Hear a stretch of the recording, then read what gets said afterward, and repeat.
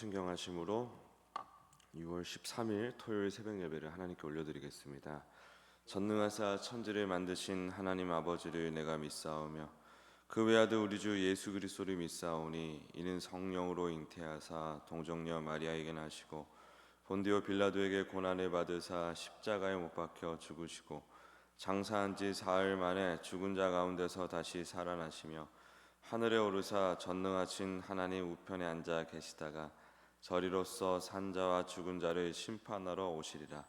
성령을 믿사오며 거룩한 공회와 성도가 서로 교통하는 것과 죄를 사하여 주시는 것과 몸이 다시 사는 것과 영원히 사는 것을 믿사옵나이다. 아멘. 찬송가 96장 올려드리겠습니다. 96장.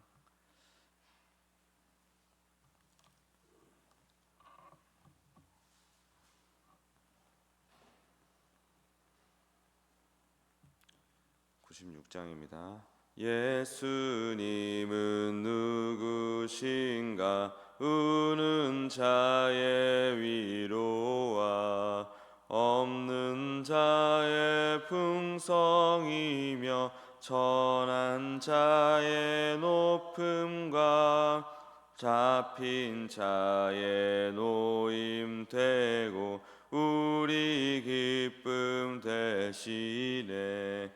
예수님은 누구신가?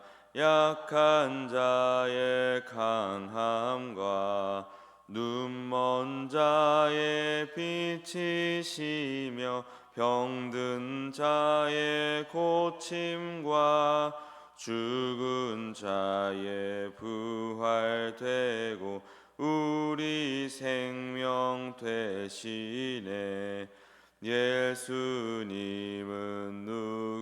누구신가?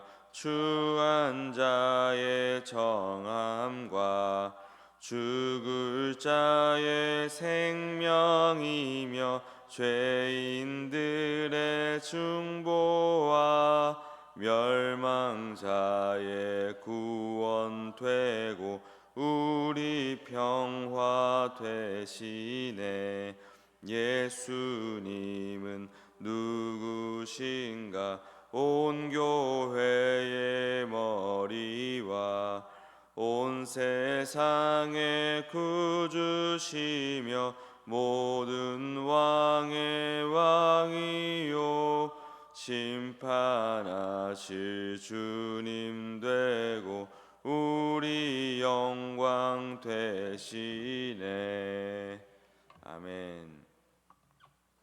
이 시간 합심하여 기도하실 때 행축 초청 예배 은혜 가운데 잘 진행되었음에 감사드리면서 오신 분들이 다시 방문하고 정착하고 또 주님 만나고 공동체로서 유익을 얻을 수 있도록 우리가 같이 기도하기 원합니다. 또 전쟁의 완전한 종식과 세계 평화, 세계와 우리나라 경제 회복을 위해서 우리 주여 한번 부르고 기도드리겠습니다.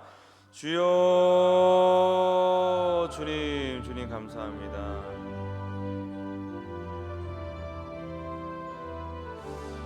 아버지 감사합니다. 우리 방문자들이 다시 한번 방문하여 아버지 또 예배에 정착할 수 있게 도와주시고 공동체에 정착할 수 있도록 인도하여 주시옵소서. 이곳에서 예수님 만나게 하여 주시옵소서. 주여, 우리가 아버지 어떤 것도 짐작할 수 없으나 오직 기도합니다.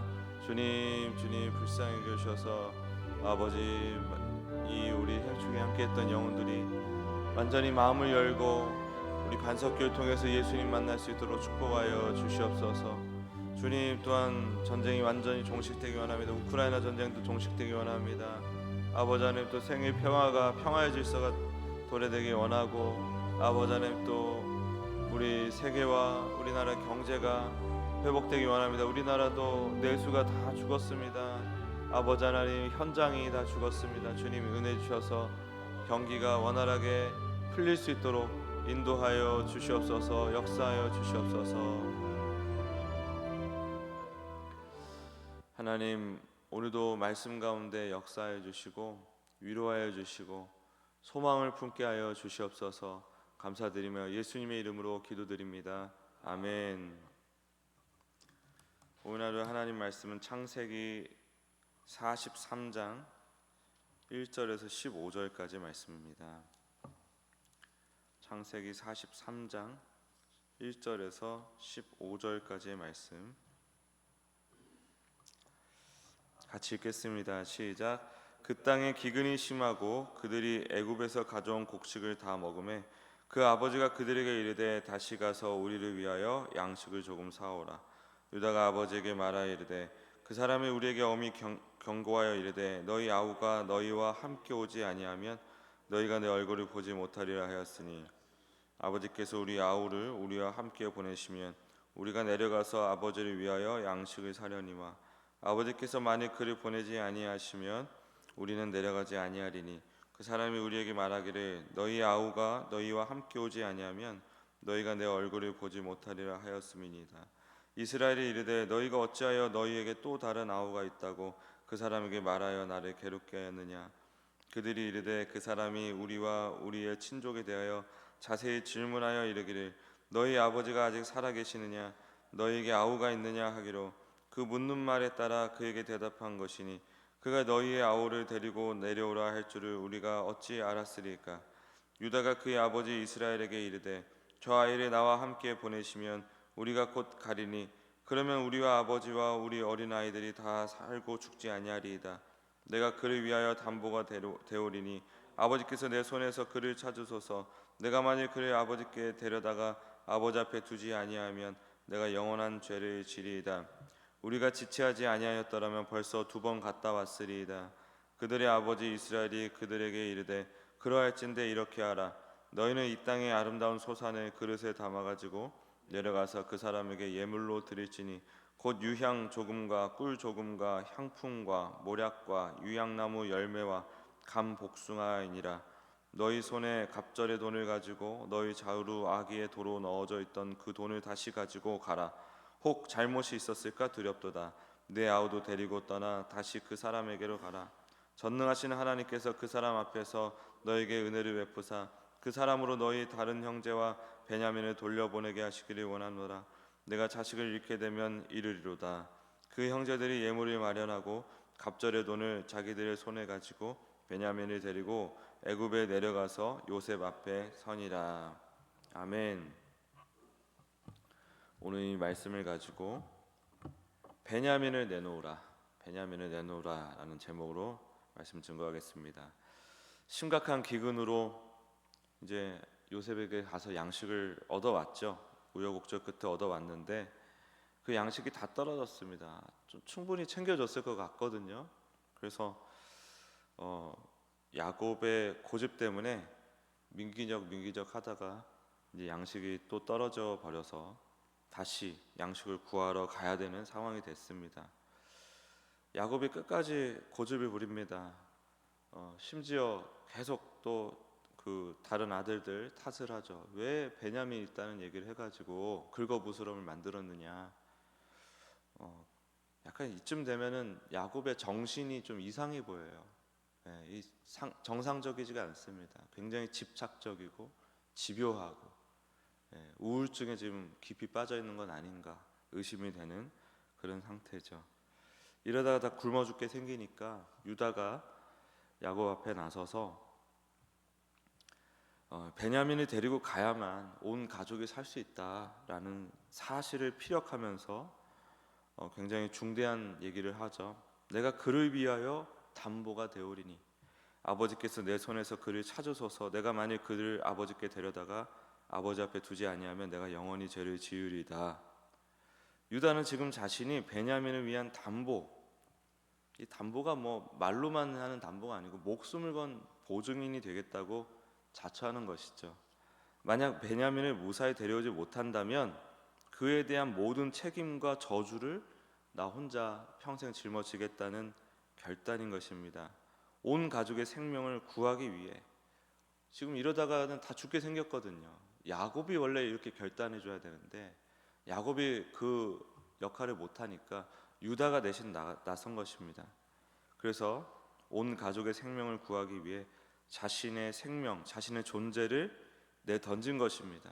철저한 자기 부인이자 자기 희생적인 선택이죠. 이제 구속사적으로 보면 이 유다의 모습은 아무런 죄 없이 우리를 위해 스스로 죽음의 담보물이 되어 주신 예수 그리스도의 그림자입니다. 우리는 항상 이 성경을 읽으면서 그리스도를 봐야 돼요.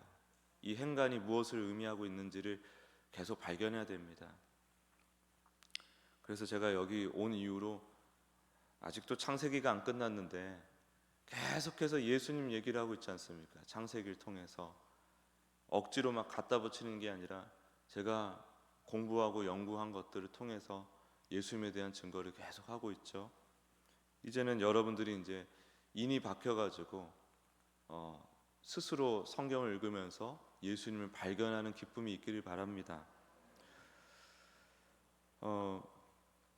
그렇게 유다가 형제를 위해서 자신을 담보로 삼았듯이 예수님께서는 우리를 위해서 온 인류를 구원하시기 위해 십자가에서 친히 자신을 죄의 담보물로 내어주신 거예요. 이러한 유다의 진심 어린 결단, 근데 사실 조금 아쉬운 건 있어요. 이왕 멋있으려면 끝까지 멋있으면 좋은데 약간 좀 그 아버지에게 좀 또 따지듯이 얘기한 게 있죠. 아유, 이거 빨리 갔다 왔으면 2번 갔다 왔을 거라고. 되게 인간적인 부분인 것입니다. 근데 야곱의 마음을 움직인 것 같아요. 야곱은 요셉을 잃은 슬픔 이후에 베냐민에게 온 마음을 쏟으면서 그를 자신의 생명줄처럼 붙잡고 있었습니다. 그러니까 베냐민이 야곱에겐 생명줄이자 우상이었어요. 하나님의 뜻과 요셉의 요구가 명확했음에도 야곱은 두려움 때문에 이기적인 태도로 베냐민을 꽉 움켜쥐고 있었던 것입니다. 근데 유다가 이렇게 희생적으로 고백을 하고 선언을 하고 이것을 들은 야곱이 비로소 뭔가 딱 느낀 것 같아요. 갑자기 바뀌잖아요. 뭔가 딱 깨달음이 온 것 같아요. 그래서 14절에 보면 내가 자식을 잃게 되면 이르리로다 라고 말씀하고 있죠. 이 고백은 체념을 한 게 아니에요. 대대로 되라 이런 게 아니고 하나님께서 어떻게든 해주시겠지. 내가 뭐 하고 있었던 거지? 내가 왜 베냐민 이렇게까지 움켜쥐고 있었던 거지? 베냐민 움켜쥐느라고 온 가족을 굶어 죽게 만들고 있었네. 자신이 움켜쥐고 있던 가장 소중한 존재인 베냐민을 전능하신 하나님께 온전히 위탁하는 믿음의 내려놓음이에요. 야곱의 전생을 한번 생각해 보면 오직 자신의 힘과 꾀로 원하는 것을 성취하려고 했던 자기 중심적인 삶이었죠. 그러다가 임자를 만나가지고 호되게 당하기도 하고 그런 여러 가지 고통과 고생의 시간도 보내기도 했습니다. 진짜 임자는 또 누구였죠? 하나님이셨잖아요. 하나님을 만나가지고 환도뼈를 얻어맞기도 하고. 그래서 야복나루와 베델 이런 순간들을 거치면서 야곱도 나름 성장을 했지만 하나님을 좀 더 알게 되고 성장을 했지만 여전히 베냐민에 대한 집착 그게 남아 있었던 거예요. 아브라함도 제가 누차 말씀드리지만 그렇게 왔다리 갔다리 하면서 하나님을 알게 되고 하나님을 경험했던 사람이 진짜 진정한 깨달음이 오기 전까지 어떤 일이 있었습니까? 진짜 하나님의 사람으로 이렇게 딱 완성이 되기 직전에 어떤 일이 있었냐면 이삭을 뵌 사라를 아비멜렉 왕의 그랄 왕 아비멜렉에게 팔아먹었죠. 납득이 안 되죠. 사실은 우리가 생각하는 성장은 쭉쭉 가야 되는데 쭉쭉 올라가야 되고 이 정도 성장했으면은 과거처럼 그 애굽에서 사라를 선불받고 팔아먹었던 것처럼 그런 일은 없어야 우리가 납득할 수 있는 성장이잖아요. 성숙이잖아요. 근데 아브라함이 아비멜렉 왕에게 겨우겨우 어렵게 얻은 그 이삭을 벤 사라를 팔아먹었다 이거예요. 근데 바로 지금 이 야곱의 모습에서 우리는 그러한 아브라함의 연약함 또 우리의 연약함을 발견하고 있는 것입니다.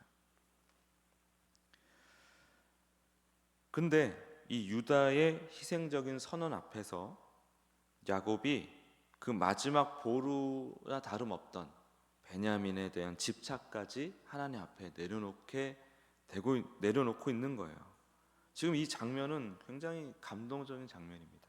야곱이 이기적인 그 이기주의, 이 지독한 집착, 자기중심주의를 스스로 내려놓고 비로소 하나님께 온전히 자신을 내어 맡기는 그의 긴 성화 과정 중에서 가장 아름답고 중요한 영적인 도약의 순간이에요. 이 장면이 우리를 위해서 친히 죽음의 담보가 되어주신 예수 그리스도. 유다는 베냐민을 살리기 위해서 담보가 되겠다는 각오를 전했지만 예수 그리스도께서는 우리 모두를 살리기 위해서 그렇게 희생을 하셨죠. 우리가 죄로 인해서 영원히 죽을 수밖에 없는 절망적인 기근 속에 지금 파묻혀 살아가고 있고, 또 영원히 그 기근에서 벗어나지 못할 운명이었지만 예수님께서는 친히 인류의 죄값을 치르기 위한 죽음의 담보물이 되어 주셔서 영원한 양식이 되어 주셨어요. 그래서 우리는 영원한 생명을 얻었습니다. 그 위대한 은혜를 우리가 입은 거예요. 예수님을 믿고 있다는 것은 바로 그 놀라운 예수님의 희생을 우리가 입었다는 것입니다. 그 은혜를 우리가 입고 있다는 것입니다. 그런 우리에게 오늘 성경을 통하여 주님께서 말씀하시는 거예요. 베냐민을 내려놓으라. 베냐민을 내놓으라. 야곱이 움켜쥐고 있던 베냐민을 내려놓았을 때 비로소 온 가족이 살고 죽은 줄 알았던 요셉을 다시 만나는 회복의 역사가 시작되지 않습니까? 그렇다고 막 속썩이는 자식을 막 내놓는다든지 엄한 걸 막 포기하려고 하지 마세요. 베냐민 내려놔라, 이삭 바쳐라 그랬더니 그 행위를 쫓아가면 되는 줄 알고 그걸 흉내내면 되는 줄 알고 생각하는데 그런 걸 얘기하는 게 아닙니다. 그리고 막 엉뚱한 걸 내려놔요. 그건 내려놓음이 아니에요. 물론 뭐 자식 중에 내려놔야 될 자식도 있어요. 평생 속썩이고 부모님 뜯어먹을 생각만 하는 그런 자녀들이 있습니다. 근데 자식이 문제가 아니라 사실은 자신의 문제예요. 자신의 문제. 내려놓아야 할 것은 내 안에 있어요. 과거, 사람, 환경, 기준에 대한 집착, 두려움, 강박, 그런 것들을 내려놓아야 합니다. 그것을 지고 있는 한 하나님의 일하심을 경험할 수 없어요. 교회도 마찬가지입니다. 집착과 두려움, 어떤 기준에 대한 강박, 과거, 사람, 환경, 그것을 우리가 어떤 전통, 우리가 나름대로 중요하게 여기는 것으로 계속 고집하고 있느냐, 베냐민처럼 지고 있는 한은 하나님의 일하심을 교회는 경험할 수가 없습니다. 그래서 우리는 참된 담보이신 예수 그리스도를 이미 믿고 있는 자들이지 않습니까? 그 예수님을 의지해서 예수님을 우리가 가졌으니 못 내려놓을 베냐민이 없는 거예요. 그래서 내 삶의 가장 소중한 베냐민을 과감하게 매일매일 내어드려야 되는 것입니다. 그 결단이 오늘 우리의 삶 가운데 일어나기를, 또 계속해서 우리 반석교회에 일어나기를 예수 그리스도의 이름으로 소망합니다. 기도하겠습니다. 하나님, 은혜를 주셔서 감사합니다. 베냐민을 내놓게 하여 주시옵소서. 베냐민 붙들고 베냐민에 집착하고 있는 마음으로 주 앞에 나갈 때가 얼마나 많습니까? 베냐민 내려놓고 주님의 진짜 일하심을 경험할 수 있도록 축복하여 주시옵소서. 감사드리며 예수님의 이름으로 기도드립니다. 아멘.